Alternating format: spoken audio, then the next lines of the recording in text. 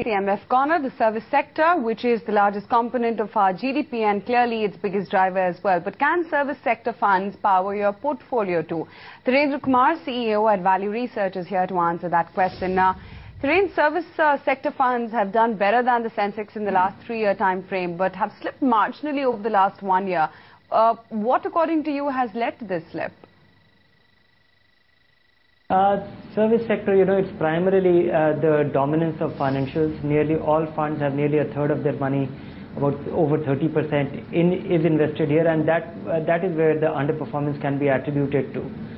But broadly speaking, service sector, the way it is defined, I don't think it's a credible investment theme, because when you make investment, you want to diversify, and many a times it's very difficult to find the case for such a theme, because financials, despite being a service business, it is wedded to the cyclicality of the overall economy.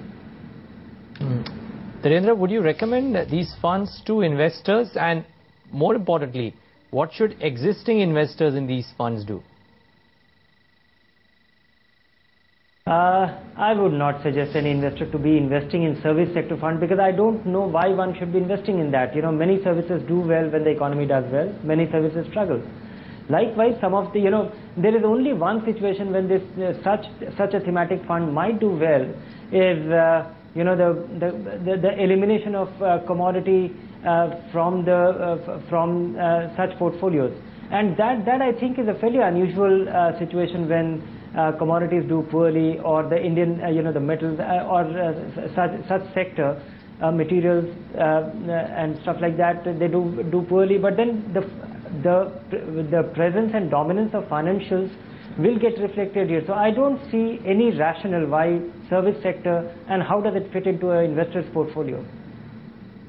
Okay, let's start addressing queries as well. Dhirendra, first query today is coming in from Sainan NR from Chennai, and he says that he's been investing in Birla Sun Life Dividend Yield Plus from January this year via SIP.